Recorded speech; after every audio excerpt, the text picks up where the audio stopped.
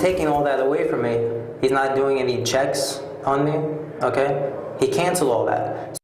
Speaking out, Joseph Merlino talks about a judge's decision today to reject a petition by the Virginia Beach sheriff to force feed him.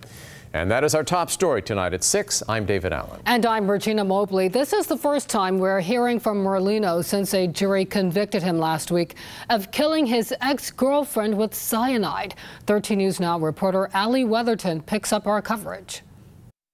It was a huge mistake for justice, and the wrong person sitting right now in jail. Joseph Merlino stands by his innocence. No evidence linking me to anything. While he plans to appeal, he still has to sit in jail. Merlino says for about 80 days he's been on a hunger strike. He wouldn't say why, but did say he's not trying to commit suicide. If I wanted to die, if I wanted to kill myself, that's what they claim, I would stop drinking entirely. This morning, a Virginia Beach judge ruled Joseph Merlino could not be force-fed inside the jail. He says Merlino is capable of making that decision on his own. It's a huge victory, not only for me, but people that are standing up for their philosophies and what they actually believe in the matter. Sheriff Ken Stawley says since Merlino's hunger strike, he's been getting around-the-clock care. Starting today, that's changing. No more Gatorade, no more confinement. And I don't have the resources to maintain that.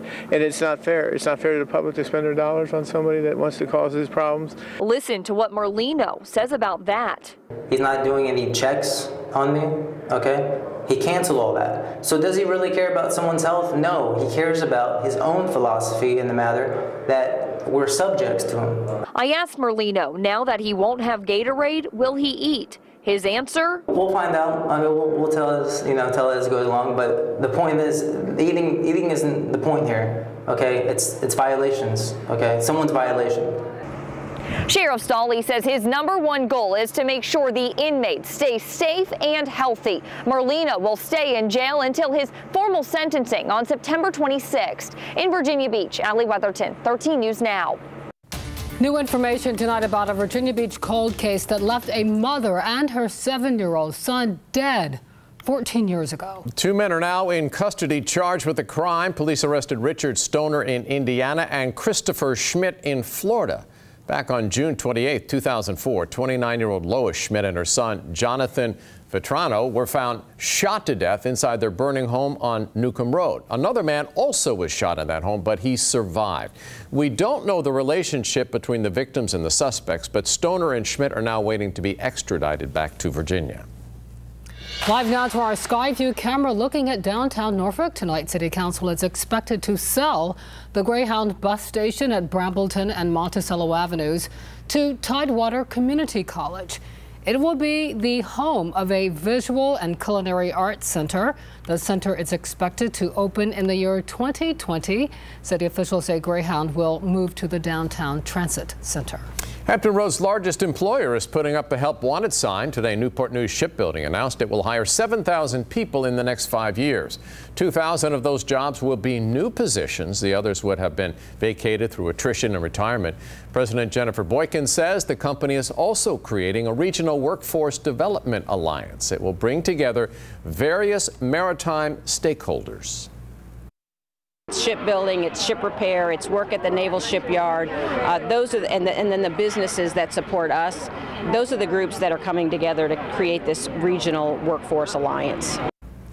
In addition to hiring thousands, Newport News Shipbuilding is making nearly $1 billion in capital investments in the company's facilities and technology infrastructure. More support is coming for certain Virginia state workers who have children. Governor Ralph Northam signed 2 executive orders today. One gives employees of executive agencies up to 8 weeks of paid parental leave. The other forms a commission to study providing more child care options for workers at the state capitol. And in North Carolina, the House and Senate are expected to try this week to override 7 bills vetoed by Governor Roy Cooper.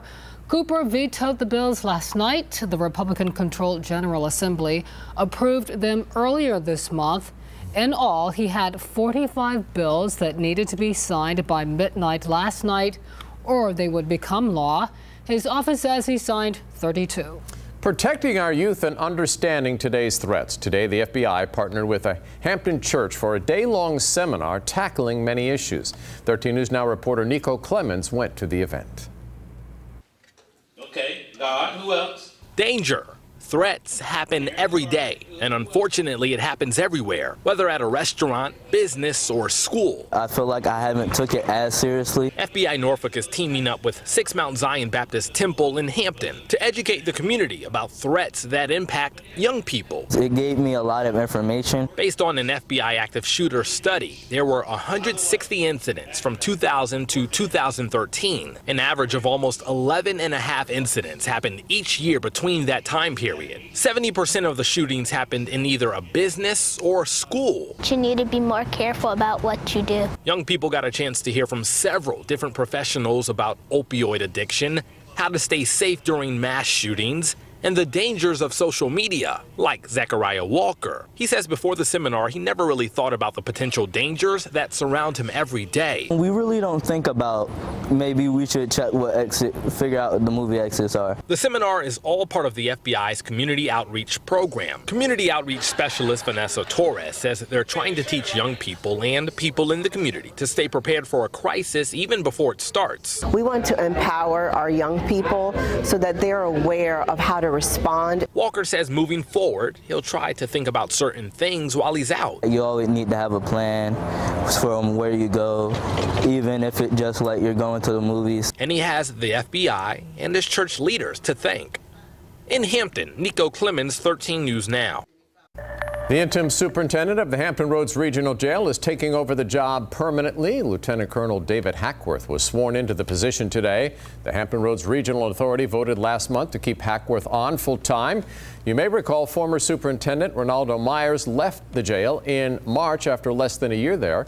Hackworth served as chief deputy at the Chesapeake Sheriff's Office before working at the jail. We've learned the name of the man killed in a car crash in Virginia Beach. Police say 31-year-old DeAndre Scott was behind the wheel of a Honda Accord.